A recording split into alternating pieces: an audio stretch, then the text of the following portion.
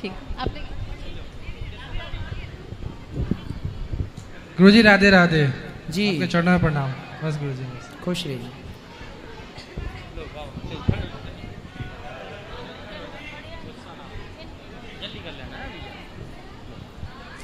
पहले तो आप सबको मेरा जय श्री कृष्ण जय श्री राधे। मैं बरसाने से हूँ, चंडीगढ़ से बरसाने में रह रहा हूँ। राधे राधे महाराज जी आपको भी। मेरा आपसे यह प्रश्न है कि ये जो भी भक्त जो भगवान कृष्ण का जो होते हैं, आपने आज कथा में बताया कि भगवान कण कण में है, सबके हृदय में वास करते हैं और वो इतना चाहते हैं कि बस केवल अपना मन मुझे अर्पित करो, बाकी संसार के कार्य करो। लेकिन जो भी मन अपना भगवान श्री कृष्ण को अर्पित करता है, उसके बदले में भगवान श्री कृष्ण फिर उसको अपनी माया के जरिए इतना क्यों क्यों क्यों क्यों पीड़ित करते हैं, उसको इतना क्यों सताते हैं? उनकी जो माया है बहुत बहुत परेशान करती है, ऐसा क्यों है? मम माया दुरत्यया, गीता में लिखा है भगवान अपने भक्त को सताते नहीं हैं बेटा। लोहार कुम्हार जब माटी का घड़ा बनाता है तो घड़ा बना के उसे धूप में सुखाता है और सुखाने के बाद फिर उसे आग के भट्टे में काहे डालता है बताओ? ताकि वो और अच्छे से बन सके, पक सके। कच्चे घड़े में पानी भरोगे ठहरेगा नहीं, पर आग भट्टी में जब वो पक जाएगा तो वो बहुत समय तक पानी को धारण करने की क्षमता प्रकट कर लेगा। तो बस इसी तरह भक्त अपने भगवान को तपाते हैं कि तुम और कुछ जब मैं दूंगा तो तुम धारण कर सकना मेरी शक्तियों को। भगवान कुछ विशेष देना चाहते हैं उन भक्तों को जिन पर संकट आया, मतलब ईश्वर अपने कसौटी में आपको कस रहे हैं, इसलिए आपको घबराना नहीं चाहिए। कुम्हार घड़ा बनाता है तो तपाता है, तो भगवान जब अपने भक्त को कुछ देंगे तो पहले तपाएंगे कि देखें कच्चा है या पक्का। महाराज जी एक बात ये भी पूछना चाहता हूँ कि मुझे आप बस इतना बताइए कि ये वैसे ये अक्सर ये बात लोगों ने काफ़ी सुनी होगी, लेकिन आपको भी मैं बता रहा हूँ कि ये जो अक्सर आप जो कथा करते हो, भगवान की काफ़ी चर्चाएं करते हो, मैं आपसे इतना जानना चाहता हूँ कि ये जो भगवान श्री कृष्ण हैं, इनकी ये कितने सुंदर है, मतलब इनकी सुंदरता, मतलब कि चरणों से लेकर मुख तक इन्होंने क्या आभूषण ग्रहण कर रखे हैं, इन्होंने इनके क्या, थोड़ा विस्तार से थोड़ा बताइएगा।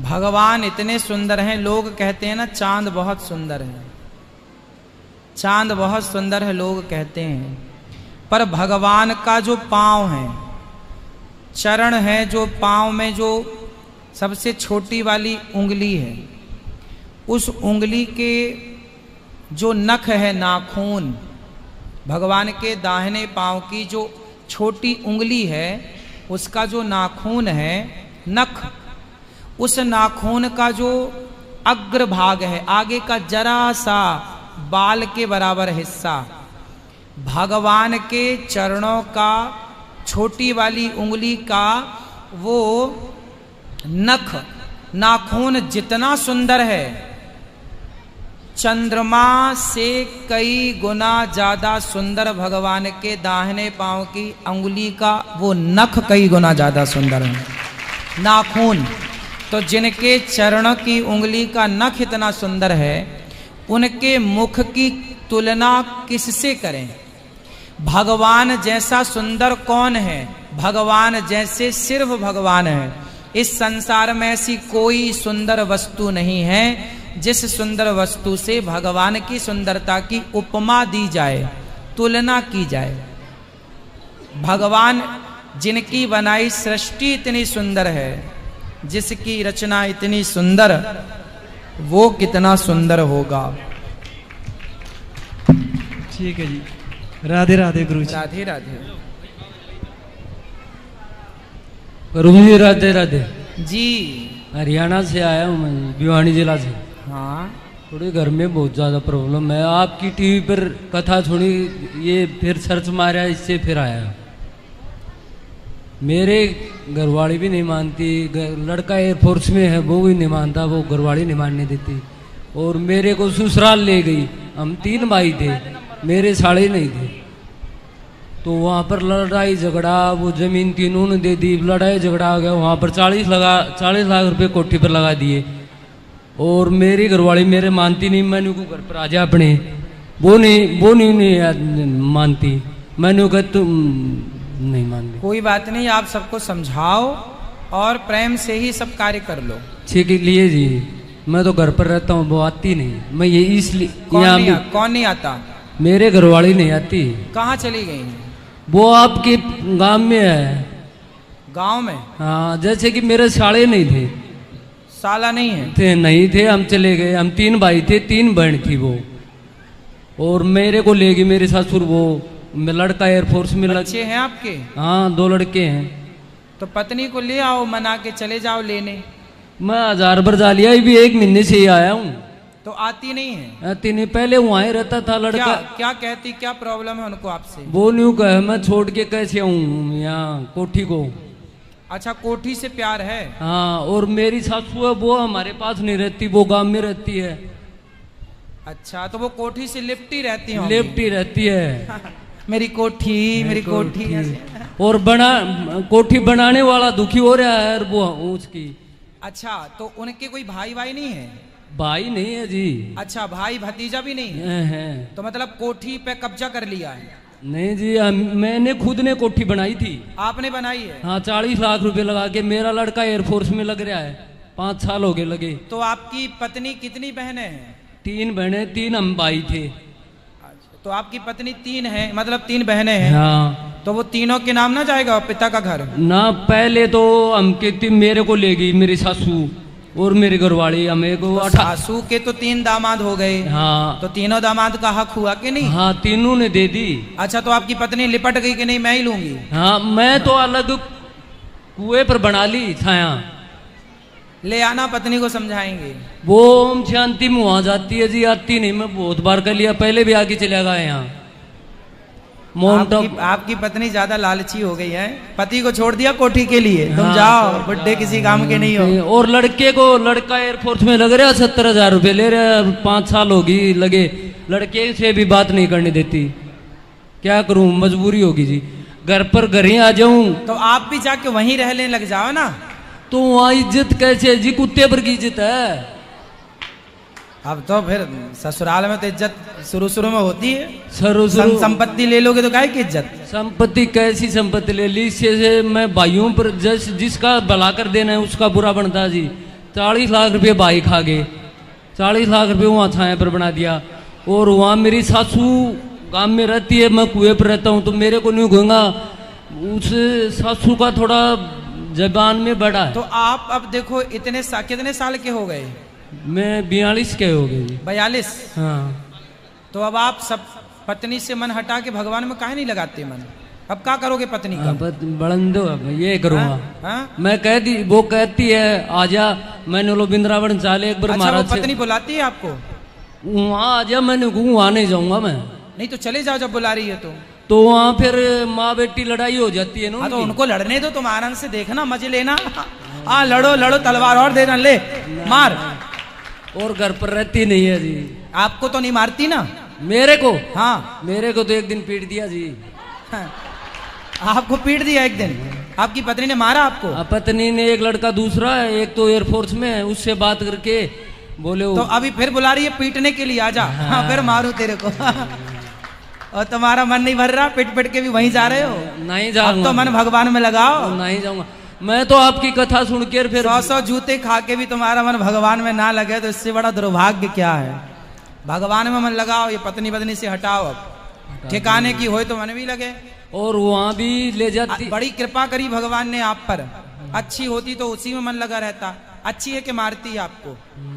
हाँ, आप तो बिल्कुल तुकाराम जी ऐसी कहते थे, मेरी पत्नी अच्छी होती तो मेरा मन उसी में लगा रहता।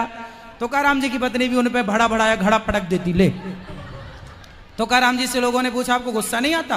आपकी पत्नी ऐसी है। फिर तुकाराम जी बोले अच्छी है, अच्छी होती तो मन इसी में लगता, ये बड़ी दुष्ट है तो कम से कम मेरा मन भगवान में लगा रहता है।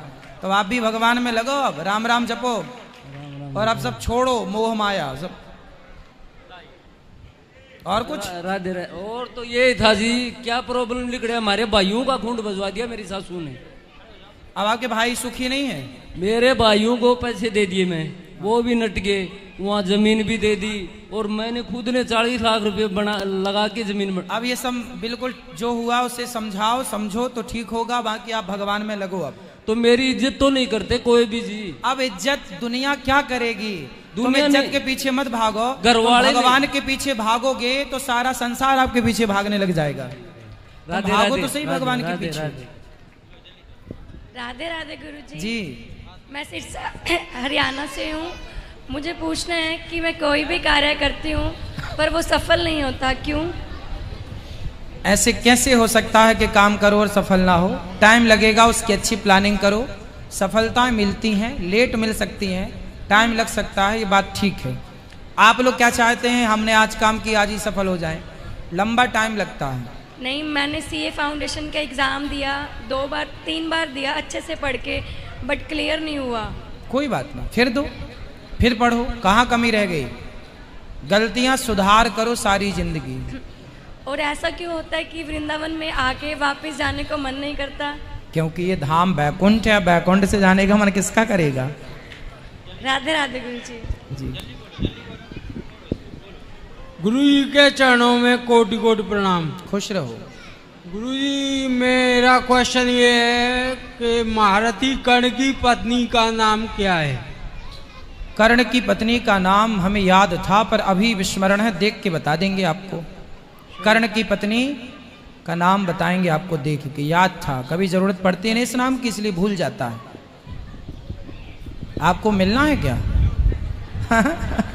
नहीं, एड्रेस पूछ रहे हो, नाम वाम तो हमें लगा साथ जाओ। राधे राधे गुरुजी।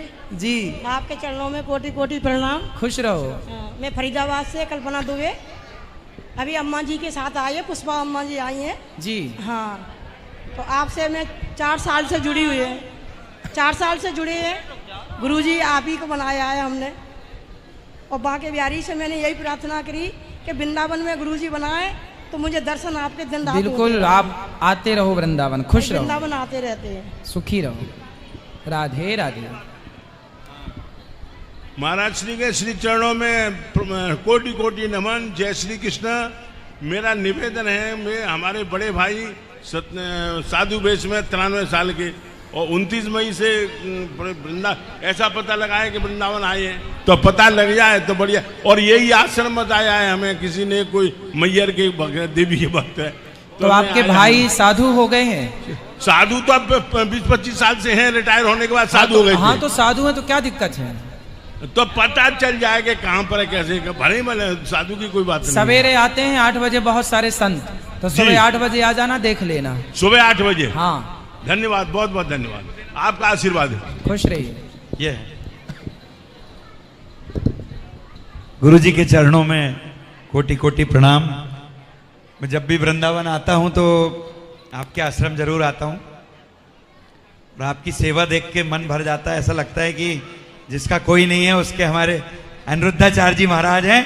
तेरा साथ है तो मुझे क्या कमी है, अंधेरों में भी आ गई रोशनी है। और जो छोटा आश्रम पढ़ता था, मैं अक्सर सोचता था कि लंबी लाइन लगती है, ये आश्रम कब बड़ा होगा या इसके आसपास की जगह में इसका विस्तार हो जाए। मैं बहुत छोटे जिले छिंदवाड़ा जिले से आया हूँ, काफ़ी दूर से। एक ही ट्रेन चलती है पतालकोट वहाँ से, और हम आपके दर्शन करने ही आते हैं। और आज भी हमें आपके दर्शन हो गए, और उस पिछले बार पितृमोक्ष में आए थे तब भी आपके दर्शन हुए थे। और भंडार में जब नीचे गए हम भोजन कक्ष में, तो बड़े आराम से भोजन मिला। इतनी व्यवस्था जो बन रही है, और जो आज इस नए परिसर में आके मुझे बहुत ही खुशी हो रही है कि ऐसे जरूरतमंद लोगों की सेवा लगातार बढ़ रही है। एक बार जोरदार तालियां आश्रम के लिए। और जो व्यवस्थापक हैं वो भी बहुत अच्छे हैं गुरुजी, सेवादार जी। जो गार्ड हैं बड़ा सम्मान देते हैं। चप्पल जूते जमा करो तो बकायदा टोकन देते हैं। मतलब ये कम में बम हो गया, मतलब छोटी सी जगह में भी आपने चमत्कार कर दिया है। और आपका आशीर्वाद ऐसे ही बना रहे कि सिद्ध धाम में हम आते रहें, मथुरा वृंदावन की रज अपने माथे पर लगाते रहें। मांगने की जरूरत ही नहीं पड़ती, आप वैसे ही इतना दिया मेरे सरकार ने, और फिर किसकी हमें जरूरत है, ऐसा मन में विचार आता है। गुरुजी एक और आग्रह छोटा सा, जी। मना मत करना आप, क्योंकि शिष्य को गुरु बहुत कुछ देता है। हमारे छिंदवाड़ा जिले में बागेश्वर धाम जी पूजनीय, उनकी कथा हो चुकी है और प्रदीप मिश्रा जी भी आ चुके हैं और भी बहुत सारे बड़े बड़े वक्ता आ चुके हैं।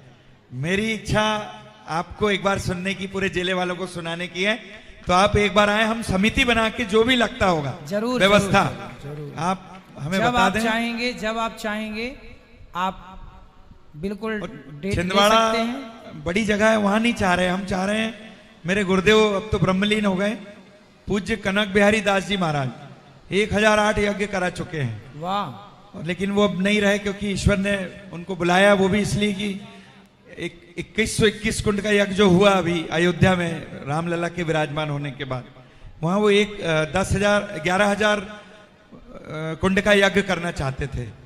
इतना बड़ा यज्ञ, राजसू यज्ञ है, संभव नहीं था, इसलिए शायद गुरु जी को बुला लिया ब्रह्म जी ने अपने पास।